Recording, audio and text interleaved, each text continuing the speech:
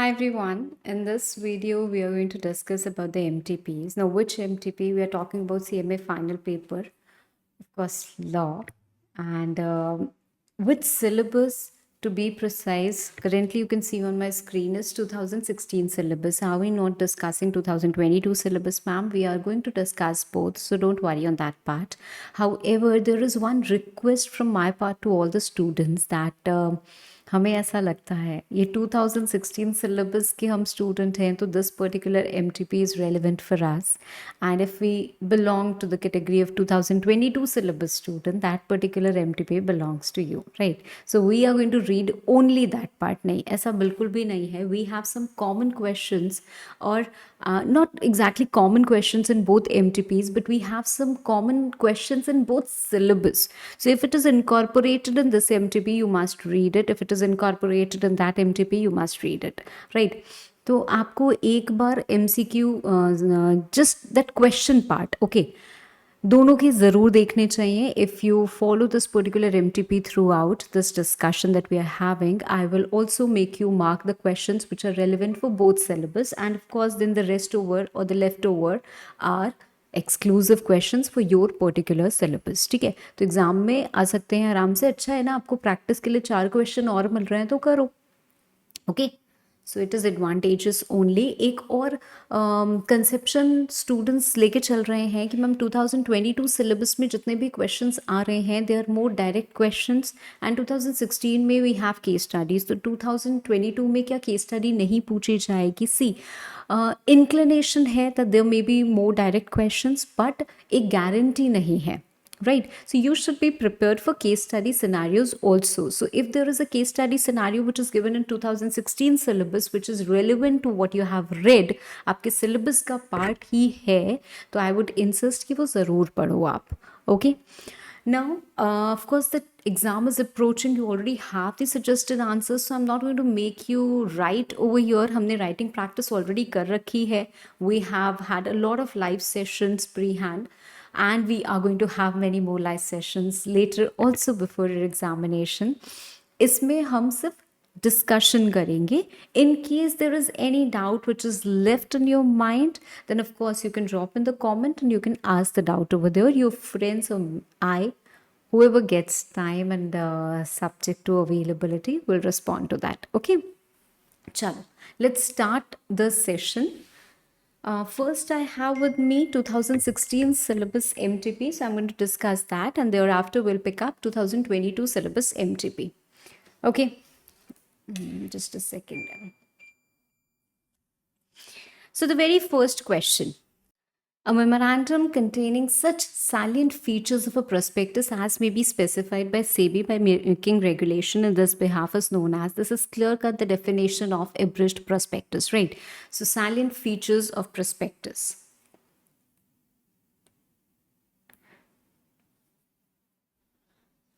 Now, sometimes students are also confused in asking, ma'am, we have to write the justification along with the answer of MCQ when we are talking about the finals level, not at inter level. And inter, CMA inter, you don't have to write the justification because there, if MCQ comes, it is of 1 mark, right? But here the MCQ is of 2 marks. So along with the correct answer, you also have to write a justification, or you also have to explain why you are saying that, what supports your statement, right?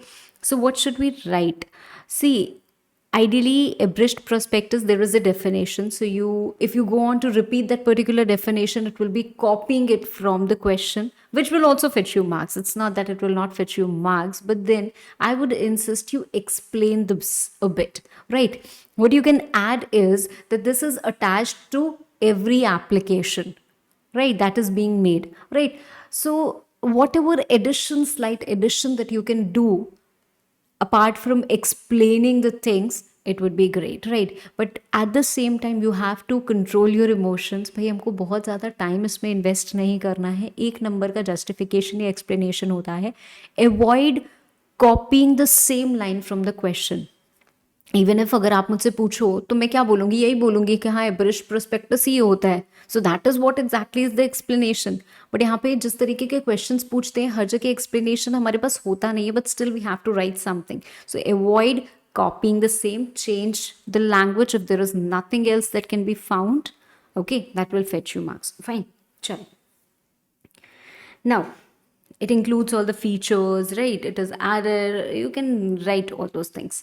Now, the next question, question number 2. Strategy to tackle black money under PMLA. Preventing generation of black money, of course. If you do not generate black money, you can definitely go ahead and tackle black money. Effective detection, investigation, education. So it's both. So very clearly, you can say both. Okay अब अगेन मैं बता दूं कि we are not discussing the complete writing part over here. तो मैं आपको हर एक का जस्टिफिकेशन नहीं बताऊंगी। हमने जब राइटिंग प्रैक्टिस की थी तो मैंने आपको बताया था कि किस तरीके से हमें जस्टिफिकेशन लिखना चाहिए। इनफैक्ट हमारी जो MCQ सीरीज चली थी उसमें मैंने आपको जस्टिफिकेशन लिख लिख के भी दिखाया था। Okay, but you have to practise. Third question, any allotment of securities made on the basis of prospectus should be void if permission of listing is not granted by the stock exchange before expiry of 12, 10, 8 weeks or 30 days. This is something that you must remember. ठीक है, आपके section 40 में आपके material में ये लिखा हुआ आपको मिलता है। Okay, but ideally section 40 along with SEBI regulations gives us this piece of information. It's not found alone in the Companies Act, right? Question number 4. Which of the following is not the correct manner in the event of change in his particulars as stated in Form DIR 3? Okay. An applicant intimates such change to the central government within a period of 30 days of such change in DIR 3. अगर हमारे इसमें change होता है तो हम एक form file करते हैं which is DIR 6. If you know it, right. और उसमें 3 ही कंडीशंस, मतलब इस इंटीमेशन ऑफ चेंज के केस में हमको 3 ही कंडीशन या 3 ही सिचुएशन दी रहती है, 3 ही बातें कहते हैं that you download that particular form, it has to be verified by CACS or CMA, and then you submit the form, right? These are the 3 requirements. We don't talk about the fees, right? So यहाँ पे हमसे पूछा है which is not the correct manner, तो first second और last step तो hierarchy में हमारा फॉल कर ही रहा है। That is exactly what we do to intimate the change, right. What doesn't fall in the hierarchy is the C part. Okay, next देखो, नेक्स्ट जो हमारा पर्टिकुलर क्वेश्चन है वो है कंपटीशन एक्ट का। ऊपर जो हमने DIR 6 किया था that does not require payment of any fee, ठीक है। तो ये वाला जो पार्ट है ये हमारे हिरार्की में नहीं फॉल करता है, हमारे स्टेप्स में नहीं फॉल करता है। We don't need to pay anything to ROC, right. Even if you do not even if you haven't read it this way कि भाई इस फॉर्म में फीस नहीं लगती है, आपको इतना ज़रूर याद होगा कि ये 3 स्टेप्स होते हैं हमारे, हम ये काम करते हैं when we need to intimate the change. तो उसमें आपने फीस का पॉइंट नहीं पढ़ा होगा। So that way you can apply your brain and you can write this, right. Moving to the next question. अगला क्वेश्चन हमारा कंपटीशन एक्ट से आता है। एप्पल प्रोड्यूसर्स ऑफ शिमला, उन्होंने एक एसोसिएशन बना लिया to control the production of apples. This is clearly known as cartel. Cartel is a very famous term that we have read, और cartel की जो definition हमने पढ़ी है वो यहाँ पे हम justification में reproduce कर सकते हैं। Question 6.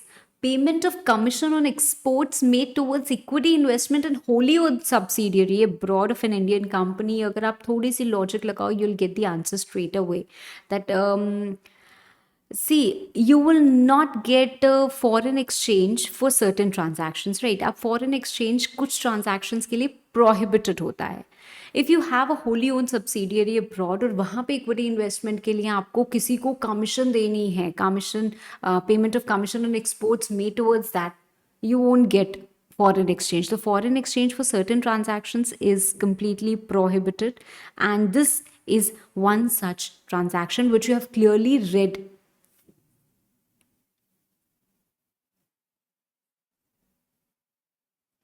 Question number 7. Which of the following listing provides arbitrage opportunities? Arbitrage के लिए एक ही जगह लिस्टिंग होगी तो कैसी आर्बिट्रेज होगी? आर्बिट्रेज अपॉर्चुनिटीज हमको कब मिलती है? जगह एक जगह से सस्ता खरीदा दूसरी जगह पे महंगा बेचा, राइट? तो वैसे हमको मिलती हैं। तो जब मल्टीपल लिस्टिंग होगी then only we will get arbitrage opportunities, right? Then only investors can get arbitrage opportunities because then there will be price difference in the prevailing prices in 2 different markets.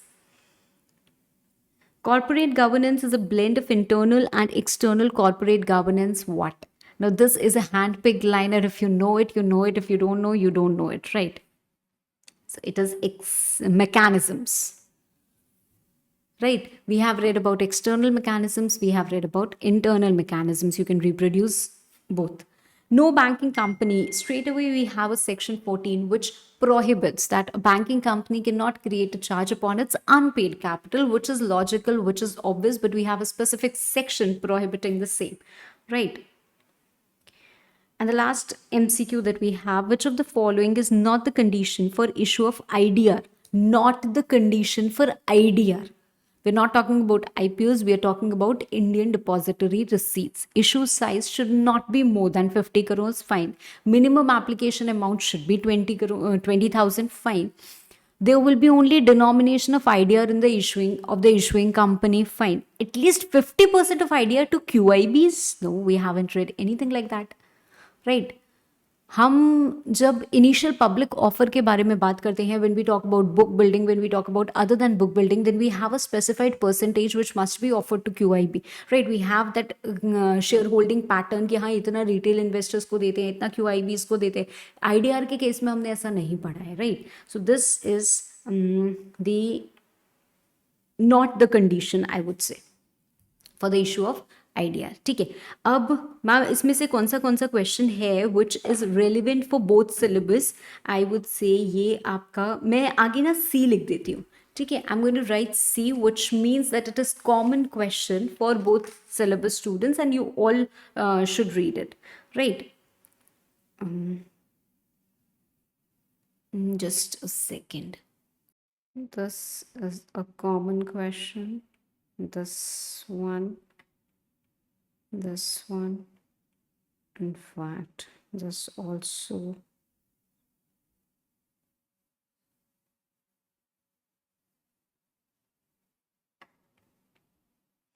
I would only mark these questions to be absolutely common. Okay. Moving to the next part, that is section B. So although you are being given a choice that you have to answer any 5 questions, but here we are going to discuss all the 7 questions. Okay. Now, in question number 2, part A is common and part C is also common. However, part B can be considered to be slightly exclusive. Okay.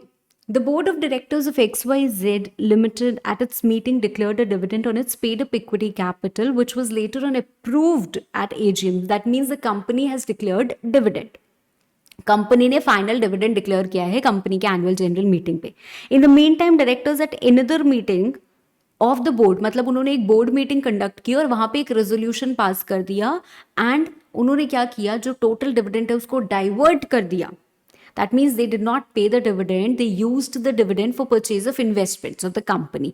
और उसकी वजह से क्या हुआ, जो dividend company को पे करना होता है 30 डेज के अंदर अंदर, वो एक्चुअली में जाके शेयर होल्डर्स को पे हुआ आफ्टर 45 डेज. आपसे पूछा जा रहा है whether the act of directors is in violation of the provisions and क्या consequences होंगे. Would your answer be, what would be your answer in the case amount of dividend to shareholders adjusted by the company against certain dues? तो पहला कि क्या violation है, दूसरा इसके consequences क्या होंगे, और तीसरी एक और सिचुएशन. तो आइडियली हमसे 3 क्वेश्चंस पूछे जा रहे हैं, right. So how we have to write it and what we have to write it, we have to write the entire provision कि भाई अगर हम कंपनी एक डिविडेंड डिक्लेयर करती है तो कंपनी को क्या करना होता है, 30 डेज के अंदर अंदर उसको पे कर देना होता है. If it is not paid with in 30 days, and I would prefer कि आप पूरा जैसे पैराग्राफ्स में आंसर लिखे रहते हैं वैसा मत लिखना, आप उसको पॉइंट्स में लिखो, वो ज़्यादा बेटर है, ठीक है. ऑल्दो पैराग्राफ्स में देखो हमें कितनी दिक्कत होती है when we read this entire paragraph, अगर हम सजेस्टेड आंसर खोल के बैठते हैं and we see these long paragraphs, it turns us off, right. बाप रे इतना ये है ma'am, it's so boring, it's disappointing, ऐसा है वैसा है. और वही आप ऐसे देखते हो कि it's written in points, crux लिखा हुआ है, अच्छा लग रहा है, इट अपील्स, राइट, और हम उसको जल्दी पढ़ लेते हैं. Otherwise we try to defer it. तो ऐसा हमें नहीं करना है कि एग्जामिनर हमारे पेपर को देख के उसको टर्न ऑफ हो जाए, नहीं. तो हमको ऐसा उसको प्रोवाइड करके देना है कि वो पढ़े तो he likes it, right.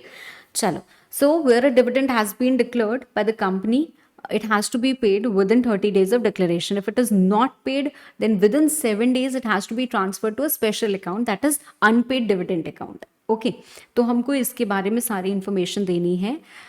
If the dividend is not paid within 30 days, then consequences as given under section 127 follows, right? And what consequences are given under section 127? Now you have to state that कि भाई directors के ऊपर penalty लगती है, imprisonment होता है, maximum imprisonment 2 years का होता है हमारा, और फाइन लगता है. I hope you remember the penalty because here penalty is must. तो यहाँ तो आपको पेनाल्टी याद होनी ही होनी चाहिए. ठीक है. The company is also liable to pay simple interest at the rate of 18% per annum, right. तो ये तो हमने बताया कि अगर आप वॉयलेट करते हो तो क्या होता है. But section 127 has certain exceptions where in the company or the director or officer involved is not liable for non-payment of dividend within 30 days if. So there are certain cases. So you will state the cases. ये question जो है हमारा सिर्फ और सिर्फ 6 marks का question है. अगर ये हमारा 8 मार्क्स का मान लो क्वेश्चन आता तो we would have stated all the conditions given and all the exceptions given under section 127 in short. ठीक है, तो हम शॉर्ट में लिखते हैं. यहाँ पे it's not really needed because 3 question already हमसे पूछे जा रहे हैं फॉर 6 मार्क्स. तो समझ लो अप्रॉक्सीमेटली हर एक क्वेश्चन का आपका 2-2 नंबर तो आराम से बन जाता है. 2-2 नंबर क्या, if you are just writing the conclusion it's 1 mark and the provision carries more marks. ठीक है, चलो. So I hope this is clear. Would your answer be, what would be your answer? There won't be any default on part of the company if it is lawfully adjusted against dues as it falls in the exceptions to section 127. ठीक है. इसके बाद एक जो अगला question है वो क्या है. यूनिवर्सल अ फॉरेन कंपनी एक इनकॉर्पोरेट हुई है ऑस्ट्रेलिया में और वो बिजनेस कैरी ऑन कर रही थी दिल्ली में. Okay, related to manufacturing of automobile parts and वहाँ पे वो कुछ कंप्लायंस नहीं करते हैं and it ceases to exist. मतलब वहाँ पे वो कंपनी बंद हो जाती है. अब company has a place of business in India. यहाँ पे क्या होगा, तो हमने एक प्रोविजन पढ़ा है वाइंडिंग अप के केस में कि कंपनी यहाँ कैसे बंद होगी. यहाँ पे जो कंपनी रजिस्टर्ड होती है वो कैसे बंद होती है वो हमें पता है. We also have to talk about the foreign companies, right. वो कैसे बंद होती हैं या उनकी वाइंडिंग अप कैसे होती है. So we have section 376 and the exact section, very short one. We just have to reproduce the same content. ठीक है, तो हमको अगर याद है तो भाई हम बता पाएंगे, हमको नहीं याद है तो हम नहीं बता पाएंगे. If it ceases to carry on the business over there तो यहाँ पे भी उसकी वाइंडिंग अप होगी as an unregistered company. So winding up of unregistered company के जो प्रोविजंस होते हैं the same will be applicable because here that branch also has assets, liabilities, right. तो वो सारी चीज़ें हैं. तो इट इज़ इम्पॉर्टेंट कि यहाँ पे भी वो सेल हो, वाइंडिंग अप हो and thereafter it is dissolved. So even if the company has shut over there still यहाँ पे वाइंडिंग अप प्रोसीजर होगा. ठीक है, okay. So it may be wound up as an unregistered company although it ceased to exist in Australia. Then comes your part C, what are the duties of directors under the provisions of Companies Act. So we straight away have a section 166 and जिसमें हमारी एक list of duties दी रहती हैं. We just have to reproduce that duties. Ma'am, 7 number है. अगर if it carries 7 marks there has to be 7 points, 1 point for each duty. See कितना easy आ जाता है ना. Act in accordance with the articles, you get a mark. तो कितना simple question है. It's a direct question, it's a straight question, you don't have to think about anything else. Now, next question, question number 3. Persons who are entitled to initiate insolvency resolution process. This goes as a common question for both the syllabus. Who can initiate IRP? Now, although this question is of 7 marks, yet the suggested answer which is given, I don't feel it justified, right? Because they have also incorporated persons who are not eligible to be resolution applicant absolutely differently. कहाँ से क्या आप connect करके क्या बोल रहे हो. Just because 7 number का क्वेश्चन पूछ लिया है तो अब 7 नंबर का उसमें कंटेंट भरना है तो कुछ भी जो जो नहीं नॉन एप्लीकेबिलिटी है सब डाल दो. तो मुझे नहीं लगता है कि you need to write that. Moreover the solution or the suggested answer which is given is outdated. ठीक है, इसमें अमेंडमेंट आ चुका है. This has been amended and यहाँ पे नया सेक्शन लिखा होना चाहिए. तो persons who can initiate, please don't write what you're seeing in the suggested answer. You have to check the amended part. You have to check कि अब क्या है हमारे सेक्शन में और आपको वही लिखना है, ठीक है? तो प्लीज गलत मत लिख के आना, ये मत सोचना कि मैम इसमें तो यही लिखा है, so even if it comes in the examination तो इंस्टीट्यूट क्या करेगी, यही वाला आंसर पिक करेगी. So even if we write the correct and the amended limit will get less marks and the ones who write the old limit, not the limit exactly but the old provision, they'll get more marks. नहीं, ऐसा नहीं होता है, ठीक है? आपको हमेशा सही लिखना है. The institute has very well made this clear कि आपको अमेंडेड पार्ट ही पढ़ना है, ठीक है? तो आपके जो सप्लीमेंट्री में नोटिफाइड सेक्शंस वो आ गए तो आपको अमेंडेड ही पढ़ना है. Doesn't matter even if they have copied it from somewhere, यहाँ वहाँ से, इट डजेंट मैटर. भाई इंस्टीट्यूट अपने एग्जाम और सजेस्टेड आंसर को लेके सीरियस होती है, ऐसा हम उम्मीद करते हैं, ओके? बट ऐसा हम विश्वास भी रखते हैं, okay? So you have to write the amended ones only, ठीक? चल, write the correct one, okay? Fine. So moving to the next part. Comment with reference to the provisions of Companies Act in respect of the following. Mr. P, who is not qualified to be appointed as an independent director. एक ऐसा बंदा जो independent director नहीं बन सकता, क्या वो एक ऑल्टरनेट डायरेक्टर बन सकता है to an independent director? The answer is no. You have to fulfil the criteria of independence to become the alternate director of an independent director. तो आप नहीं बन सकते हो. दूसरा पार्ट हमसे पूछा गया है, on request of bank providing financial assistance the board of directors decides to appoint on its board mister Peter as nominee director. Can they do that? Is it allowed? Yes, why not? ये भी हमारा क्या है, एक common question है. But now comes the problem. जब हम पढ़ते हैं हमारी अगली line, articles of association of a company do not confer upon the board of director any such power. Further, there is no agreement between the company or bank for such nomination. तो अब सारी की सारी बातें आती हैं कि अगर आर्टिकल्स में पावर नहीं है then this appointment is not valid. You need to have, fine, आपके सेक्शन 161 में दोनों केसेस कवर होते हैं. वी हैव सब sections. If you don't remember it's okay, although ये सब सेक्शंस इंपॉर्टेंट होते हैं, you might remember that, but even if you don't remember them it's okay. तो हमारा जो सेक्शन 161 है उसमें दोनों केसेस कवर होते हैं. And for appointment of nominee directors also you need power in articles, ठीक है? आपको क्या चाहिए? Power in articles. तो सबसे पहली बात, ऊपर वाला केस मैं क्लियरली बोल सकती हूँ this is not valid. Why? Because independent director का alternate has to be independent only. दूसरा case is again not valid. Why? Because you do not have the power in articles, right? The board can appoint any person as the director nominated by the so-and-so financial institute, but subject to articles of a company. So you need power in articles. If their articles do not confer such power, you cannot go ahead and appoint it. Okay, चल, तो ये हमारा common question था. Moving to the next part. List the types of equity shares on which locked-in period is not applicable.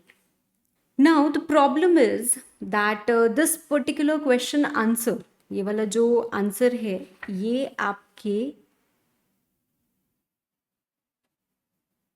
I think इसमें दिया हुआ है ही नहीं, है ना? मुझे जहाँ तक समझ में आ रहा है this is not given. The answer to this particular question is not given. They have some different C answer which is given to us, जो क्वेश्चन ही नहीं है शायद, है ना? खैर, अभी हम इसको फिगर आउट करते हैं कि क्या है और क्या नहीं है. But in short I am going to tell you the answer to this. Although there are a lot of things that you need to understand when we're talking about the lock-in period, and if I talk about the current limit 1 year to reduce to 6 months, there are a lot of things that you should understand as a whole. But when we are talking about the examination purpose here, what you have to write, there are 4 points when you talk about ITP, or rather I would call it as IGP, Innovators Growth Platform. So there are 4 points which are being given to you, that if the equity shares are being issued to the employees under ESOP, right, or if it is held by venture capital fund, or it is held by other than non-promoters, right? Now that limit has been reduced, but it's okay. You read what is given in your material as of here, right? And we also talk about the equity shares pursuant to conversion of convertible securities. So there are these four types of equity shares on which locked-in period is not applicable, and you have to exactly reproduce the same thing. Okay, I think the answer to this particular question is not given, but then you have to write it. Moving to the next part, or question number 4A1. This is again a common question. Yes, this I would call a common question, and this also I would call a common question. Is it mandatory to obtain regulatory approvals for scheme of compromise or arrangement? So now you have been given section 230. You have to actually reproduce the section. In fact, subsection has also been given to you. It is clear that you have to send the documents to central government, income tax authorities, RBI, SEBI, right, respective stock exchanges, your liquidators, CCI, if that is necessary, if that is the case, and other authorities which may be affected or which may have a say, which may have an objection in your compromise or arrangement that we're talking, for making representation. So they can raise objections, they can have their say, they can do their representation. So yes, it is mandatory, you can say. Now we have a second part. You, an individual shareholder, found that the directors representing the majority of shareholders perform an illegal or ultra wise act for the company. What is your action you may take to restrain such an act? Now, this particular question is only of 2 marks. However, I wouldn't be agreeing with the answer that is given in the suggested part.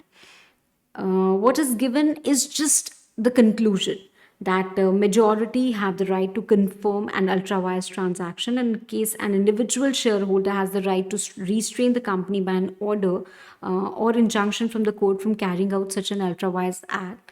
Well, what is being asked? I am an individual shareholder, right? And I found that the directors representing a majority of shareholders perform an ultra wise act. An ultra wise act is an ultra wise act no matter if it is being performed by majority of people, right? So do I have any say in that? The first thing that you need to do is explain what an ultra wise transaction is, and thereafter you have to say that the shareholders cannot go ahead and ratify an ultra wise transaction, right? So they cannot conform to that. Okay, although we have read about ratification, you can state the process of ratification, process in the sense that what can be ratified and what cannot be ratified. As an individual shareholder, you can definitely oppose to something which is ultra wise. So first you're going to explain what ultra wise is, and thereafter you write the 2 lines which are given in the suggested answer. That will actually be an ideal answer which will justify your 2 marks. Moving to the next part, winding up proceedings has been commenced by the tribunal against a company which is a government company. Even after completion of 1 year from the date of commencement of winding up proceedings, it has not been possible to conclude the same. Okay, so winding up is taking a long time. The liquidator is of the opinion that statement shall be filed with tribunal and registrar only. See, it is a government company. So you have to check what is their opinion. Is it correct? It is incorrect? What it is? And you also have to discuss if Paramount Limited was a non-government company, that is a normal company that we talk about. In such case, will there be any additional requirement or not? So we have section 348 of Companies Act, which states that if you are unable to conclude within 1 year from the commencement of your winding up proceedings, then you have to file a statement. Now, such statement shall be filed within 2 months after expiry of the tenure, and it has to be audited. The statement shall be duly audited. By whom? By a person who is eligible to act as an auditor of such particular company. Now comes your actual part, that it has to be filed with whom, right? You have to forward, or you have to file the statement along with that audited copy.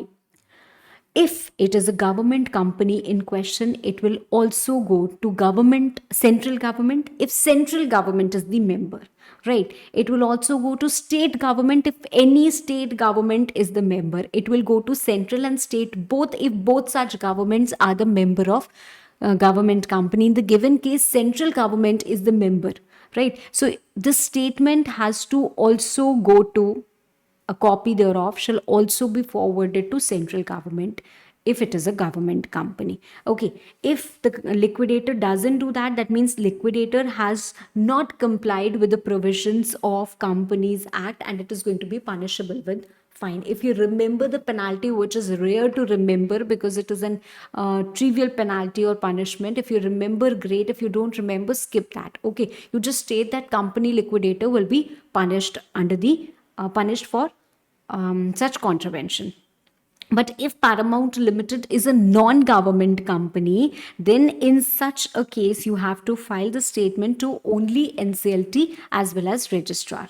So here, whatever liquidator has said or whatever liquidator is doing is maintainable and correct. Okay. Moving to the next part, part C.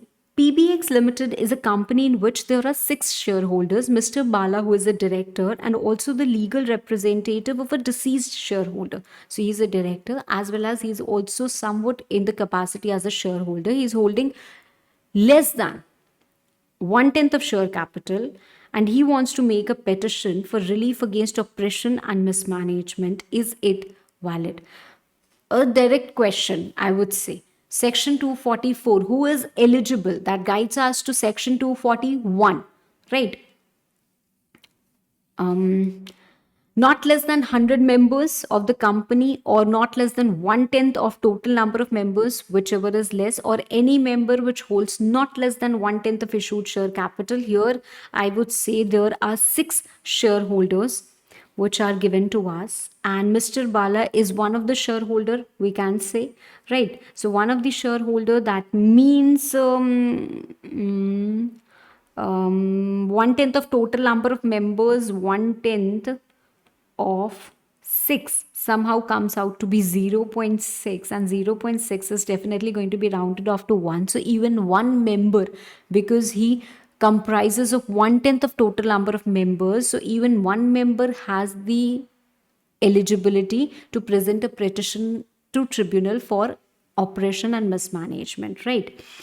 So if that condition is satisfied, you don't need to satisfy the other conditions. So this is a valid case, and the petition by Mr. Bala is going to be valid and maintainable.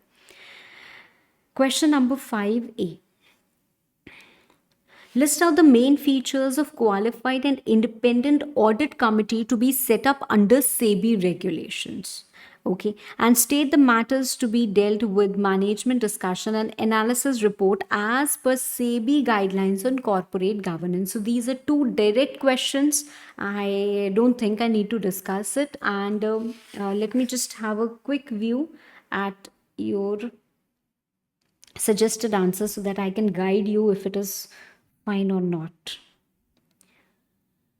Right, so SEBI regulations, audit committee to have minimum 3 directors, fine. Okay, so definitely you can go ahead, and what should be in management discussion and analysis report, that is also fine. So it is a direct question. You can go ahead and you can solve that. Right. Now, many times students also ask me that, ma'am, do we need to write every question that we're talking about of MTP? No, you don't need to write it at this point of time. अभी आपके पास लिखने का समय नहीं है. अभी आपको बस फटाफट questions को review करना है. You just have to see, okay, this particular question is asked by the institute. Do I know this or I don't? Right.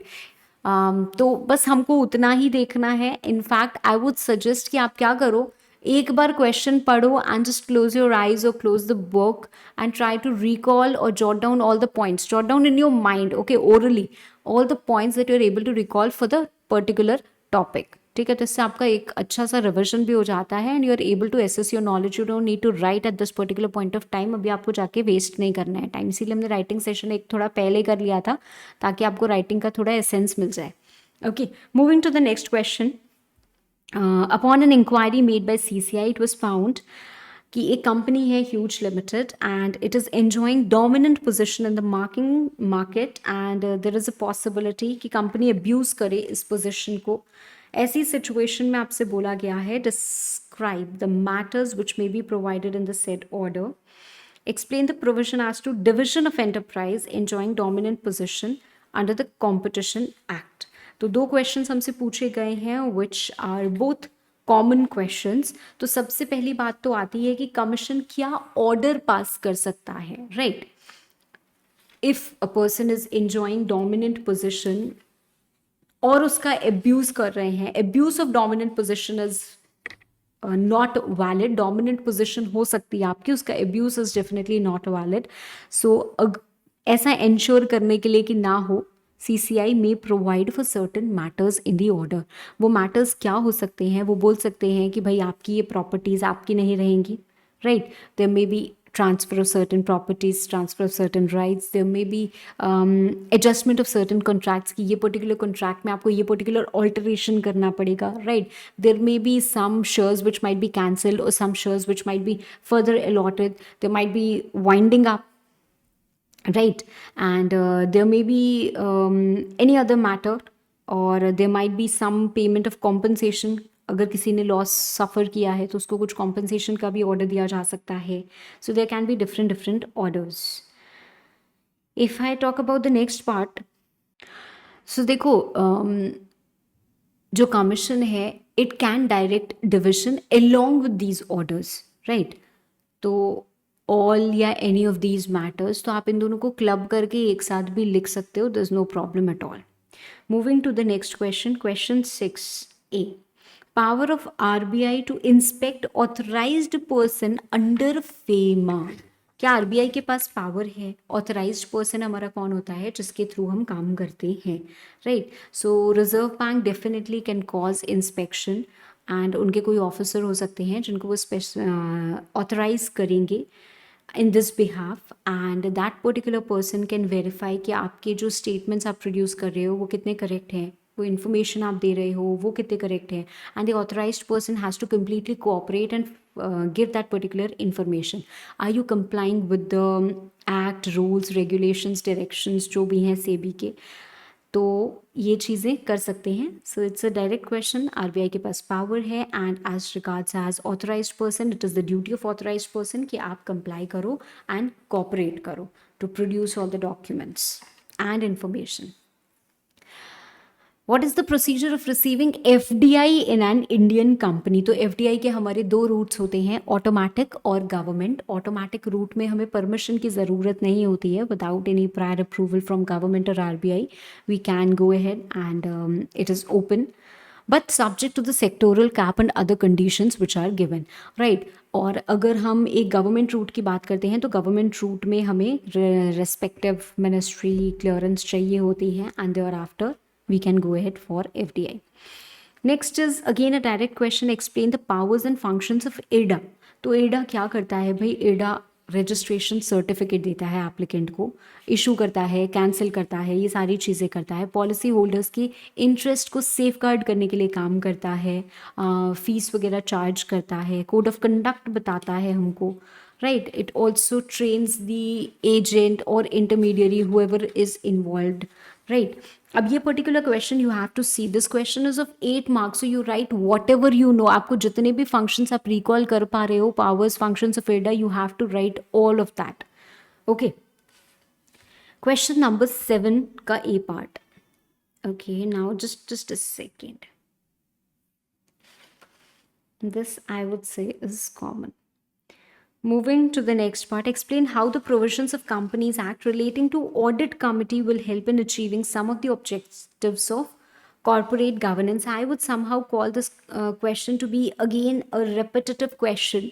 एक हमने थोड़ा सा ऑडिट कमेटी के बारे में ऑलरेडी पढ़ा था, अब हमें फिर पूछा जा रहा है, बट एक अलग एंगल से पूछा जा रहा है कि ऑडिट कमेटी के प्रोविजंस कैसे कॉर्पोरेट गवर्नेंस अचीव करने में हेल्प करते हैं. तो हर एक पॉइंट जो हम लिखेंगे ना, कि ऑडिट कमिटी में देखो क्या होते हैं, मेजॉरिटी इंडिपेंडेंट डायरेक्टर्स होते हैं, तो अब ये कैसे हेल्प करता है कॉर्पोरेट गवर्नेंस को. It brings about more accountability and more transparency to the board table, right. क्योंकि इंडिपेंडेंट डायरेक्टर्स होंगे तो there are less chances of biasness, right.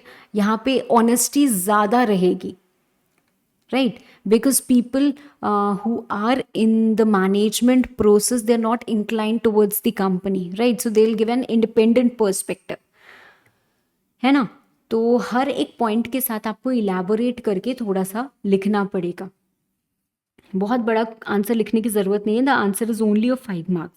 Explain the advantages of family business over non-family business. Mark it. We just have to write the advantages. सिर्फ 4 number का ये particular question हमसे पूछा जा रहा है.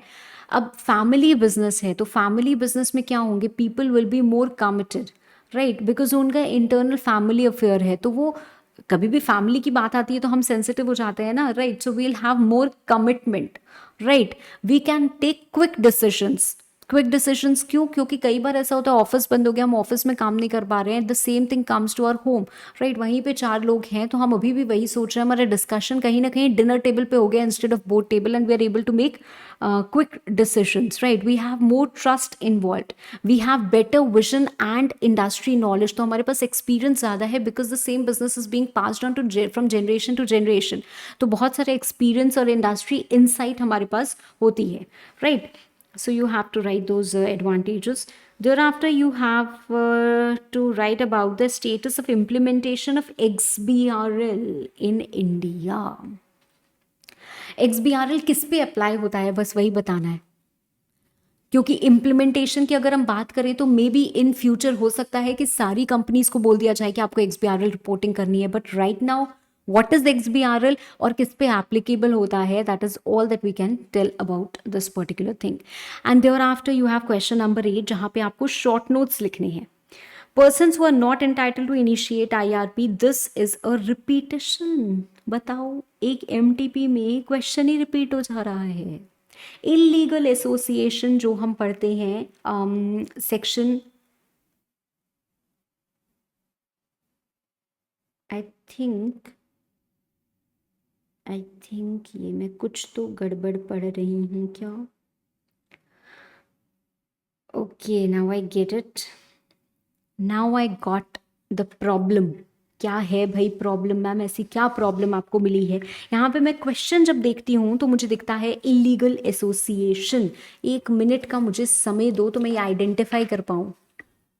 Actually I didn't get much time, तो मैंने ना पेपर देखा नहीं है. मैं आपके साथ पेपर देख रही हूँ एंड मैं ये आपको हाथों हाथ कराती भी जा रही हूँ because I am definitely lacking some time. तो मुझे एक कन्फ्यूजन हुआ है कि इंस्टीट्यूट वाले आंसर कैसे लिख रहे हैं, आंसर कुछ अलग लिख रहे हैं. हाँ देखो, यही प्रॉब्लम है. अब अगर हम MTP के क्वेश्चन में देखेंगे तो हमें ऑप्शन जो बी मिल रहा है शॉर्ट नोट का वो इलीगल एसोसिएशन है. और अगर हम आंसर में जाते हैं, मतलब जो सॉल्यूशन का सेट हमको मिलता है उसमें ऑप्शन बी कुछ और दिया हुआ है, guidance on implementation of principles and core elements NVG. तो वहां पे हमें आंसर भी वही मिल रहा है, तो देयर इज अ कंफ्यूजन. तो आप दोनों पढ़ लो यार, क्या पढ़ना है. इलीगल एसोसिएशन हमें पता है सेक्शन 464 के हिसाब से, तो हम वही लिख देंगे. फॉरेन करेंसी कन्वर्टेबल बॉन्ड, हमको सिर्फ डेफिनेशन लिखनी है. FCCB क्या होते हैं. CSR can mean different things to different people. Definitely employee क्या चाहेगा, हमारे लिए CSR कर रहे हो तो भाई अच्छा वर्क एनवायरनमेंट दे दो. गवर्नमेंट चाहेगी भाई हमारे पैसे टाइम से दे दो, है ना. कस्टमर चाहेंगे कि हमको क्वालिटी आप मेंटेन करो, टाइमली डिलीवरी दो. सप्लायर चाहेंगे कि हमारे पैसे टाइम से मिल जाएं, है ना, डीले नहीं करो. So CSR can definitely mean different things to different people. लोग चाहेंगे कि एनवायरनमेंट का भला हो, राइट. तो सब कोई अपने भले के बारे में ही सोचता है ना. सो that is exactly what it is. And responsibilities of the board of state owned enterprises. State owned मतलब जो government के enterprises होते हैं उनके boards की क्या responsibility होती है. That also comes from corporate governance only. Of course they have to be more accountable. क्यों? क्योंकि वो पब्लिक का पैसा यूज कर रहे हैं. And they don't have to be biased. And evaluate करना चाहिए, अप्रेज करना चाहिए. जो हमारा एक टॉपिक आता है as it is responsibilities of the board of state owned enterprises, I would insist कि भाई आप वही जाके लिखो जो आपके मटेरियल में दिया हुआ है. इन सच टाइप ऑफ टॉपिक्स जहाँ पे प्रोविजन होते हैं वहाँ पे आप अपनी लैंग्वेज में लिखते हो, समझ में आता है. बट जहाँ पे इस टाइप के क्वेश्चंस रहते हैं तो वहाँ पे अपनी लैंग्वेज लिखो, but also incorporate what is given in the material, क्योंकि ये बहुत ह्यूज टॉपिक्स होते हैं. There can be a lot of aspects, a lot of views, but what institute wants you to deliver आपको वही करना पड़ेगा. Then only you will get marks. ठीक है, चलो. Okay, now we move to 2022 syllabus. वाले पे चलते हैं हम. कहाँ है ये? Here it is.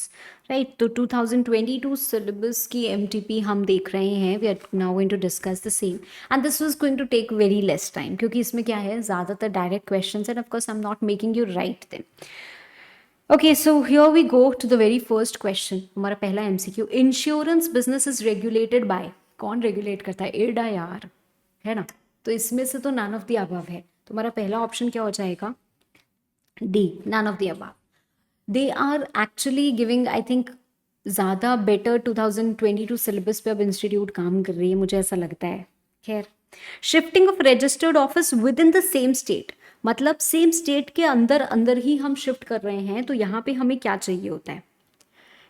State same है, special resolution only, special resolution and approval of ROC, central government approval only, only board approval. तो यहाँ पे हमको SR तो पास करना पड़ता है, पर हमको अप्रूवल ऑफ ROC चाहिए होता है. मैं अगर बहुत डीप में जाऊंगी ना तो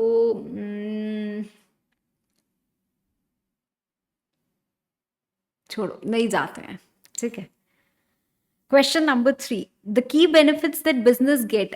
You have a lot of restriction when you are actually taking a CMA class, because I genuinely feel that I am very soon going to write to the committee of CMA about their curriculum, about the way they make their books, the way they make their exam papers, the way they make their MTPs. बहुत सारे मुझे ना loopholes दिखते हैं. But इस point पे हम criticise करने नहीं बैठे हैं. We are only here to appreciate the efforts कि आप जो कर रहे हो अच्छा है. बट हैविंग सेड दैट, कभी भी स्टूडेंट्स को इफेक्ट नहीं होना चाहिए, है ना. स्टूडेंट्स के हक में बात होनी चाहिए. And it is very important कि उनका करियर है, उसके साथ मजाक नहीं होना चाहिए. सो ये मेरी जेन्युइन होप है. And maybe very soon I am going to write to the committee and let's see कि कुछ चीज़ें जो आइडेंटिफाई कर रखी हैं मैंने कि यार ये तो एकदम ब्लंडर हो रहा है, तो उसको हम डेफिनेटली रेक्टिफाई करने की ज़रूर कोशिश करेंगे. Question number 3. The key benefits that businesses get from BI, business intelligence applications, include the ability to. क्या आपकी स्पीड अप होती है? क्या ऑप्टिमाइज होते हैं इंटरनल बिजनेस प्रोसेसेस? क्या आपकी इंक्रीज होती है operational efficiency and productivity? Well, your operational efficiency and productivity definitely improves. Right, आपके इंटरनल बिजनेस प्रोसेसेस शायद BI से कोई फर्क नहीं पड़ेगा. राइट, स्पीड की भी स्पेलिंग गलत लिखी हुई है. आई वुड अगेन से कि कहीं ना कहीं आपकी डिसीजन मेकिंग में स्पीड आती है, but because we have a better answer, I would insist कि आप इसी के साथ जाओ. The insolvency and bankruptcy code applies to what? It applies to all companies, LLP, partnership, all of the above. सब पे अप्लाई करता है. Okay, all of the above, we know that. It also applies to individuals, it applies to firms, it applies to LLPs, corporates, partnerships, सब पे apply करता है. We have, in fact, in the new syllabus, we have something called as personal insolvency also, जहाँ पे हम वो भी topic हमारे सिलेबस में इनकॉर्पोरेट हो चुका है. At which level corporate governance is more relevant in a company? Corporate governance किस में ज़्यादा relevant होती है? Top level, middle level, lower level, all levels? Top level. हम टॉप डाउन अप्रोच पढ़ते हैं ना, in which we say कि हाँ corporate governance टॉप लेवल पे बनता है and then it flows down from top to bottom, right. Take over code हमने पढ़ा है. टेक ओवर का मतलब क्या होता है? Just buying few shares, acquiring 10% shares, acquiring shares which will get control over the management. Which of these following is not the objective of Competition Act? To promote startup companies, to promote and sustain competition, to protect interest of consumers, to prevent anti-competitive practices. Well, the first one. Startups का अभी Competition Act में कुछ भी बातें नहीं हैं. FDI is prohibited in which of the following sectors? किस sector में आप FDI नहीं कर सकते? Which is completely prohibited. Lottery business, including online lotteries, gambling, chit funds, all of the above. All of the above. As per MSME Act, central government issues various guidelines for MSME units with respect to what? MSMEs के लिए क्या guidelines issue की जाती हैं? Enhancing competitiveness, development of employee skill, marketing assistance, all of the above. सबके लिए. हर reporting entity शैल maintain, ये हमने जो पीएमएलए में पढ़े थे ना अलग से rules, shall maintain record of what? All transactions in cash of more than 10 lakhs, all series of integrated transactions below 10 lakhs per month, all transactions of receipts of 10 lakhs or more on its equivalent foreign currency, all of the above. Well, यहाँ पे again answer कुछ गलत ही दिख रहा है मुझे, but हमने पढ़ा हुआ है ये, है ना, तो हम इसको ऑल ऑफ द अबव कर दे रहे हैं. हमने ये क्लियरली पढ़ा हुआ है. So I hope everyone should be knowing this. यहाँ पे कुछ और आंसर दिया है because they are following some different question. Anyways, अब अगला क्वेश्चन आता है, briefly describes the step of formation of 1% company. Formation of 1% company के हमको स्टेप्स बताने हैं. एक बार मैं क्विकली इसको देखूं.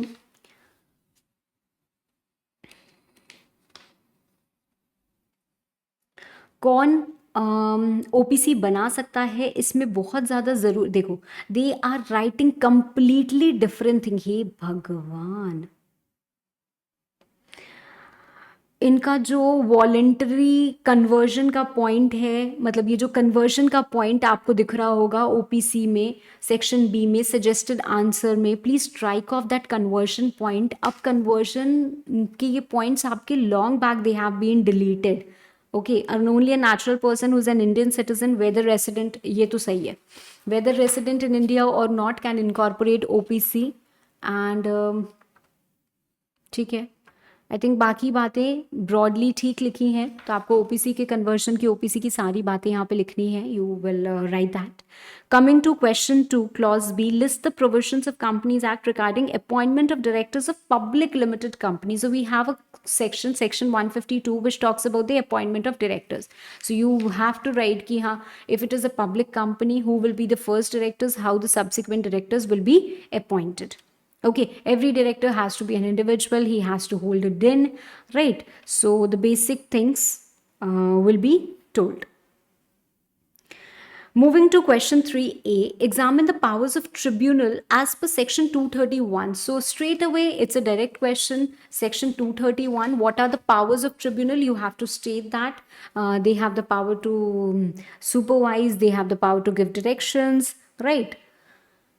Then comes your applicability of CSR provisions and constitution and functions of CSR committee. So it is a huge question. It is asking you three things. CSR provisions. Here you will write on what type of companies CSR will be applicable. Thereafter, you have the constitution of CSR. That means you will say when CSR committee is mandatory. If the expenditure does not exceed 50 lakhs, you don't have to make a or form a CSR committee, right? If CSR committee is mandatory, then what will be the composition of CSR committee? That you have to write. And thereafter, the functions of CSR committee. So what will CSR committee do? CSR committee will definitely formulate a plan, recommend the same to board. Ultimately, it is the board which actually decides whether this particular CSR has to be taken or not, right? So it recommends. Recommendation is the main thing. And thereafter, you also monitor or implement that. Next, examine the rationale behind the powers and duties of a liquidator under IBC. So here you have to write the entire functions, the duties that a liquidator discharges, right? It takes into custody the assets, it verifies the claims, it calls the meeting of creditors, right? It evaluates the property, it sells the same, it takes the measures to protect the assets. So all that you have read, you have to make an entire list and write over here. Question 4b. Critically assess the reasons behind Companies Act prescribing certain features of corporate governance and family run business. So, in family business in 2016 syllabus, also we were asked something, but of course, the approach was different because we have different corporate governance in both the syllabus. So, here we have been asked the features of corporate governance in family run business. So we have also read about the changing scenario in family run business, right? And of course the features. So formation of coterie, remember that groups that are being formed, that is common. The control is being diluted because we have more and more members, we have to dilute the ownership, right? Conflict of interest is very common, there are emotions attached, there are high professionals which are reluctant to join the family business, so we have ample of features. 5a. Prepare a list of provisions prescribed for fair disclosure by listed companies in India. Again, we have the Code of Fair Disclosure in Corporate Governance that you have to write over here. Critically assess the major differences between horizontal and vertical business combination agreements with examples. A question from Competition Act. We know about the horizontal agreements and we also know about the vertical agreements that we have in different level of competitions, right? So vertical, if I talk about vertical agreements, then it is in the different stages of production. Like maybe manufacturer is making an agreement with the retailer, and when I talk about the horizontal agreement, it is in the same line, right? So vertical agreements, we have read about different type of vertical agreements. We have tie-in arrangements, wherein you tie a person that okay fine, if you have to buy this particular product, you have to buy this also, right? We have refusal to deal, we have exclusive supply agreement, we have uh, a resale price maintenance, and we have an example for everything that I have told you very clearly, right? This is just an overview that we are discussing, that what should we incorporate in the answer. If you do not know the answer, or if you are unable to understand, oh ma'am didn't discuss the detailed MTP, so here we are not discussing the MTP in detail because you have direct questions. I am not going to explain you that okay what um, uh, I can only tell you that okay fine, this is the limit, and this is something that you should write in this particular answer. Only this much part is sufficient, or if you write it this way, that is sufficient, right? This is the maximum that we can discuss over here. If you haven't read the entire syllabus, then you will be full of confusion. So if you haven't revised the syllabus and watching this particular MTP, please don't. Okay. List the items which are prohibited as per LRS. Okay. So we have prohibited items under LRS scheme that you have to write over here. And since it is a question of 8 marks, you will also state what LRS is. Right, we have read about LRS. There is a US dollar 250, 2,50,000 limit, right, within which you are permitted to draw and take forward many transactions, right? But there are certain prohibited items under the scheme. What are the prohibited items? Like you cannot purchase lottery tickets, you cannot purchase certain prescribed magazines, right? So there are a certain list, and you have to write that.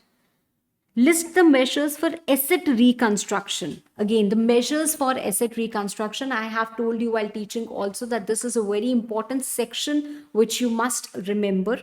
And then these two questions, I would consider them to be very important question. Reason being, they're being incorporated in the new syllabus, specifically MSME and cyber crime. So take them seriously. You have to prepare a list of members of national board. Genuinely don't understand why in CMA final exam they're asking you about the composition which you have to literally mug up. Okay, so we have a national board for MSME in which we have a list of members which you have to learn because you're being asked and you have to answer the same. Then you also have the major types of cyber crime, which is interesting and which I believe the students must have already learned the same. So, yes, cyber crimes against persons, cyber crimes against property, cyber crimes against government, and you have to write all of that. Lastly, we have a case study. A Limited, a public company limited, has 50 crore equity share capital with face value of 10 per share. It manufactures FMCG products. It has taken over 70% equity share split of a company called B Limited, a banking company which is a listed company with equity capital of 20 crore split into shares of face value of 10 per share. That means we have a company A Limited. 50 crore capital, paid up capital, right? It has taken over 70% shares of B Limited. Okay. Recently, A Limited and B Limited have decided to merge Mr. D and other few. Now, this is going to merge. Other few shareholders of B Limited did not agree with the above decision. They think that decision is not based on fairness and honesty. CEO of B Limited has the following queries, and you have to prepare a formal report containing answers. Is the decision, the very first question, is the decision to merge in order? Why can't the companies merge? If the two companies want to merge, they're free to merge with the consent and by following the provisions given under Companies Act. So if you follow the provisions of mergers and amalgamation as given under Companies Act, you're free to merge. Is the merger to be approved by shareholders of each of the companies? Yes, of course. For any merger, we need 3/4 consent of the shareholders. Mr. D and other few shareholders did not agree. Now, what will happen if they do not give the consent? The dissenting shareholders, you don't have a choice, but you have to accept the decision of majority. That's how the companies work. If they get the majority, they move ahead, right? Does it require NCLT approval? Yes. You require NCLT approval for a merger. In which way principles of good governance can resolve the claim of dissenting shareholders? See, we have principles of good governance at board level and below board level. Both are given under the chapter of corporate governance. You have to reproduce the same over here. Does the scheme require approval of IRDAI and why? See, if we talk about the approval of IRDAI, here we don't have any company which we're talking about as an insurance company, right? So, why will this scheme require approval of IRDAI? So, this is something absolutely out of league, and I don't know what to say. I mean, the case study does not have any relevance to this particular point, and if they have incorporated this particular point, they should have been specific in asking what they want to ask. In suggested, they have written the entire functions and mission statement of IRDAI, which is irrelevant. I wonder how the students will understand what they have to write.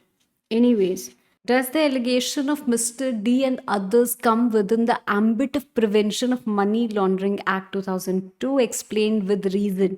देखो हमारे जो पहले के 6 questions थे वो 2 number के थे, 2 marks each, and the last one is of 4 marks. So definitely you need to produce more content over here. Okay ये जो इसके पहले वाला था, यहाँ पे आपको IRDAI के बारे में आप थोड़ा सा लिख दोगे चलेगा. You don't need to elaborate as much as given in your suggested because it again carries only 2 marks. Okay, but the last question you have to write a lot of content because it has 4 marks attached to it. अब यहाँ पे BMLA की बात की गई है, prevention of money laundering. If we look at the question, देखो यहाँ पे एक लाइन थी which is written. They think that the decision is not based on fairness and honesty. They also believe the decision is associated with money laundering at top level. So yes, it may be a that they have certain proceeds of crime which they want to divert by merging into a company, or there could be a case. We, of course, in the absence of all the facts, we cannot straight away establish that this is a case of money laundering or not, but we will explain the stages of money laundering, we will explain what it is all about, and it could be a case of money laundering, right? I hope you get my point. So,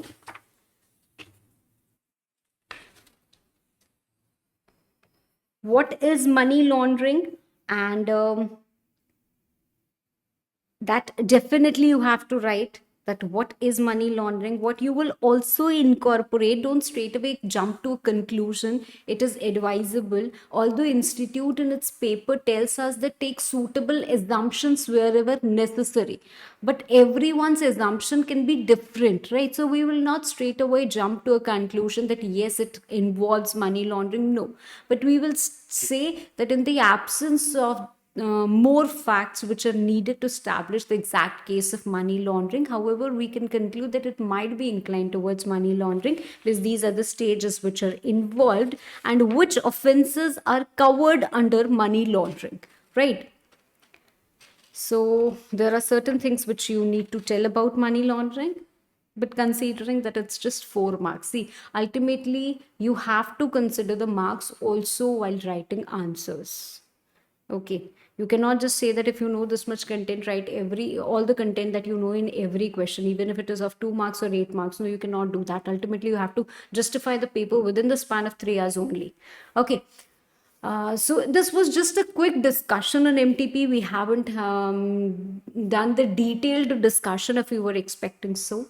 The simple reason being you already have the suggested answers. I only want to give you a guideline and clear certain confusions which prevail when we read their suggested answers. So I hope that is clear. Still, if you have any doubt, as I've told you, you can drop in the comments, and please stay subscribed to the channel. We have super 50 questions for CMA Inter, for CMA Final. Super 50, I wouldn't call super 30 questions. They're all in line and coming up. We have planned a lot for you before your examination, but you need to put in equal efforts, if not more. Okay.